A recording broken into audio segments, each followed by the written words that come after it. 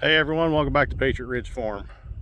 So we went on a post-cutting expedition. I've got an abundance of locust trees on this farm, so there's 25 cut right there.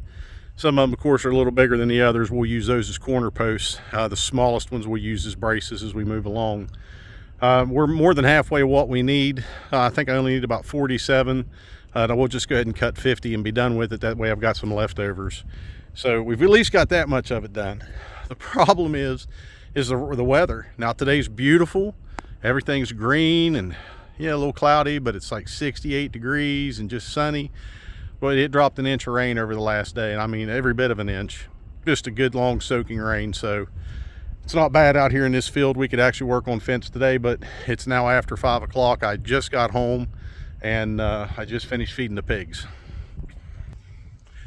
And I'm at the point now, and I know I shouldn't let things get to me like this, but the older I get, it seems like the less patience that I have, because there's so many things I want to do and want to get done. And I was just actually chatting with a friend on social media, and I'm like, I'm completely disillusioned with everything right now. And it's just all tying into everything. I mean, it just, the taxes that we're being taxed on our payroll, the amount of taxes that we pay otherwise, the inflation, this party, that party, they're right, they're wrong, you're bad, you're evil, media. I read specific media groups. The other stuff I try to stay away from. Social media is just a blur of freaking idiots out there. And then work and the stuff that goes on at work, it gets to the point where it irritates you. And I told my friend, I said, I got 7 years to retire, and I swear I could just turn around and walk away from it and never give it a second thought, never look back on it. And that's what we've created. That's the society that we're in today. Healthcare has become, and it's just my profession, healthcare itself has become a corporation, a healthcare corporation. So it's an industry, so to speak, and they've turned it into a complete and total business and gotten completely away from the patient care model, where it's all about customer service now. And that kind of stuff. And then you add in a woke politics with it, and you add in all this other stuff, and it's like, for the love of God, there's trainings that I have to do. You expect someone who takes care of people, if I'm consoling you, if I'm, trying to acknowledge your feelings and whatever you may be experiencing crisis wise, don't put your hand on somebody's shoulder. Don't reach down and hold their hand as an act of kindness and condolence. Oh my God, you might offend them. And that's what we've become. Honest to God, that's what this world has become. And we can't get away from it. It piles on more and more and more with, don't do this, don't do that, don't say this, don't say that. God forbid you misgender somebody or assume somebody's gender. Oh, this video could take off and really get into that one, but I'm not going to get into that because it's just insanity. And every day, the hoops that I have to jump through just to take care of someone, the hoops that I have to jump through, that I have to, watch and think about what I'm going to say, so I don't say something that might offend them, that might be culturally inappropriate, or might be this, or might be that. You know what I mean? But I'm a straight shooter. That's how I am. And I tell all my patients, I said, look, I'm going to tell you, I'm probably the most straightforward, plain-spoken person you'll ever talk to. And I find that is accepted widely. And people thank me for being that way, because they understand more. And they understand at a level to where they're not intimidated by the language or the terminology being used. And they understand their illness better, and their outlook, and what could potentially be any complications and stuff that they have. So they understand that in a better sense. But you've got that small fraction of people who want you to paint a rosy picture and make the worst possible thing sound like the best possible outcome. Make it where it doesn't hurt. Make it sound where it doesn't hurt. Make the truth not be so evident and in my face. And I hate that. God, I hate that. And then add on to the fact that is just perpetual, day in and day out in my job. But take into consideration, you know, all the work that we're trying to get done here on a farm, and that greenhouse has become the bane of my existence, I swear. I want to get it done so bad, but again, every day that looks like a decent day to get some work done, it rains, and it just continues to rain. And now today, you know, typical weekday, beautiful outside, still a little muddy, but I could get some work done today. It's already after 5 o'clock of me doing this video, and I just got home. Walked in the house, said hi to my kids and my wife, kissed them, asked them how their day was, used the bathroom, and come out and started doing my chores. So as soon as I'm done with my chores, I'm very limited in what I got left to do. And I'm so disillusioned with this freaking life. Human beings are the only species that pay to live on this planet. We are the only species that pay to live on this planet, and we pay dearly. I mean, you think about your payroll taxes. 26-30% out of your payroll goes towards taxes. And that includes Social Security, which they're saying is going to be dissolved by 2034, and it's just going to be completely insolvent. And with that, thank the good Lord above that I have a wonderful woman who steered me in the right direction, is very, very fiscally frugal, and knows the money, knows the dollars, knows the ins and outs of stuff. And, you know, we're set up in our retirement to where even if Social Security doesn't exist, we're still going to be good.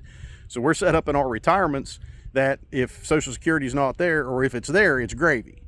It's gravy on top of the meal. You know what I mean? But, you know, it's like 28% of Americans don't even have any savings towards retirement. 28%. And that's across all age spectrums. You know, you walk into any store and look at the old folks who are working. Now, granted, there are some folks who are working because they just want something to do, but there are other folks out there who have to work because they depended solely on their Social Security retirement or their meager little pension from whatever job they were working before they reached retirement age. And now they're talking about cutbacks on Social Security. They're talking by 2034 that there would be a massive decrease in the benefits paid to people who would be receiving Social Security at that time. And that's all new retirees and everything. Now you got these idiot politicians. We need to raise the retirement age. We want to raise the age that you have to work to so you can't have any enjoyment after you retire.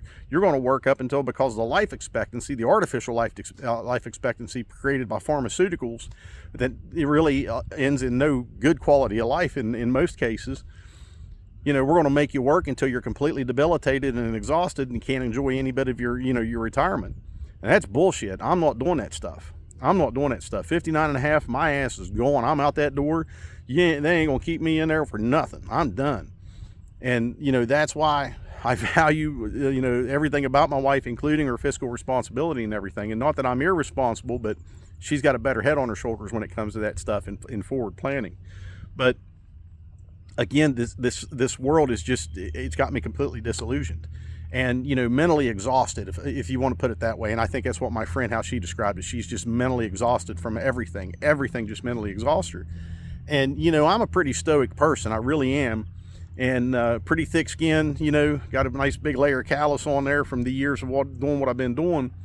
But, man, it catches up to you. And if you don't recognize what's going on and find a solution to help get around that, get over that, get by it, get through it, whatever, man, it's going to wear on you. And I've unfortunately let myself get to the point now, because I've been anticipating good weather for so long so I could get some of my projects done, and I just keep getting rained on, literally. And I'm eating, unless one of my projects is building mud pies or building a mud adobe hut out here. I mean, really, there's not a whole lot I could do with what we've been facing. And it seems like every year, when I have more important projects to do, every year I'm delayed more and more by the weather. Where, you know, any other time, if I didn't have anything to do, it'd be beautiful weather and I could come outside and enjoy it and sit on my butt and not do anything. But when I've actually got work to do, it literally rains on me. So we can't control the weather. And that's the most important takeaway from this is things that we can't control, things that we have absolutely no control over. We cannot let those things pile on us. You have to just you have to become a duck at that point and let that water just roll right off your back. And, you know, unfortunately, I went from being a duck to being a chicken, and I got soaking wet here with a lot of that stuff. And lesson learned, you know what I mean? It's one of those things where, you know, you have those moments in your life when things seem to just kind of pile on, and you just kind of let the weight of it set on top of you.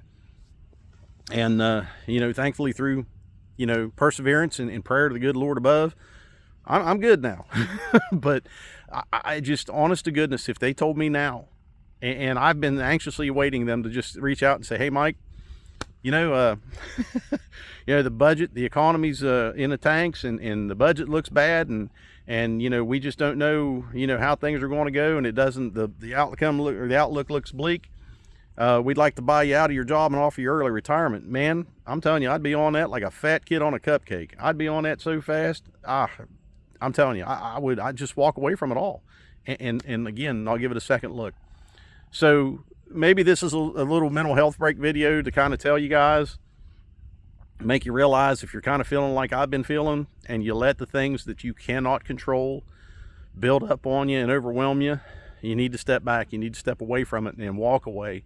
And I'm just sitting out here on this pile of fence posts after I finished up feeding the pigs, sitting here enjoying the sun, and thought it'd be a good time to reach out to everybody and just let you know that mental health isn't a joke. It really isn't.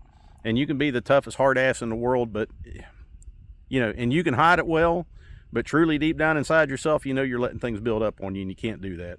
So take a break, get some reflection, pray, whatever you do, and don't drink or you do anything stupid like that, because that just temporarily removes the pain and the added stress, and then it all comes barreling back on you when everything's over with. So don't choose that as an out, because that's not an out. You're just temporarily numbing things and creating more problems as you go along doing that kind of stuff. But that's just the little mental health break here. So anyways, so yes, more rain in the forecast. I think the second week of April, the extended forecast now is it's not going to rain that weekend, but I think it's going to rain 3 or 4 days leading up to it. So we'll just have to wait and see. Anyways, I will get started on this field very soon. That's my ultimate goal. Also, there is a conference coming up in September in Charleston, West Virginia, and I shared it on the Patriot Ridge Farm LLC Facebook page. It's called Homesteading-ish, ISH. That they're having a conference down there at the Bible Church Center. And Joel Salatin's going to be there, Chuck from Sheridan Park Farms, Troy from Red Tool House is going to be there. He's going to MC the event. They're going to have a lot of good speakers, and I'm really anxious to go down. I already bought my tickets. Early bird tickets are about $55 each. So jump on that opportunity if you can. September 13th and 14th. It's a Friday and Saturday. There is a Hampton Inn hotel literally within spitting distance of this function. So we've already got our tickets. We've already got our hotel room reserved, and we're looking forward to it, just to go down there and learn, listen, and, you know, make some connections and network a little bit. And I'm really looking forward to it. And there's also other classes that's coming from the Eastern Community College over in Moorefield, West Virginia. Look at them up. Look up their ag department and see some of the trainings and stuff that they have. It's like $20 each training that you can go to and stuff, get some good hands-on stuff.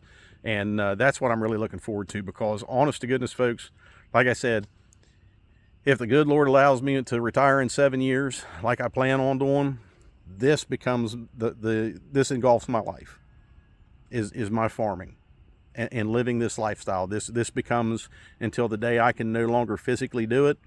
You know, this is what I want to do, because I have such peace when I'm out here doing this. I have such a connection to the land, to the Lord, to everything good.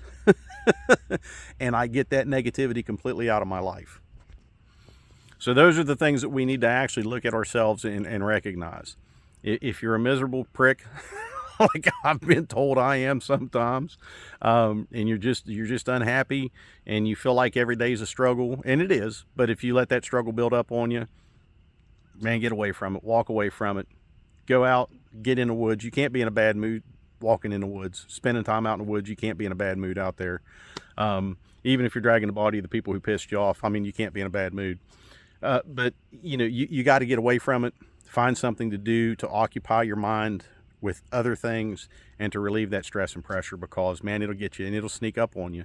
You think you can handle it, you can handle it, you can handle it. And the next thing you know, you're like, man, I can't do this anymore. This is just, it's going to kill me. So step away from it, get yourself in tune, get yourself straightened up, and take a break once in a while. That's it. That's enough of my my counseling session. So unlicensed counselor here. Anyways, get and stay prepared, stay free. God bless y'all.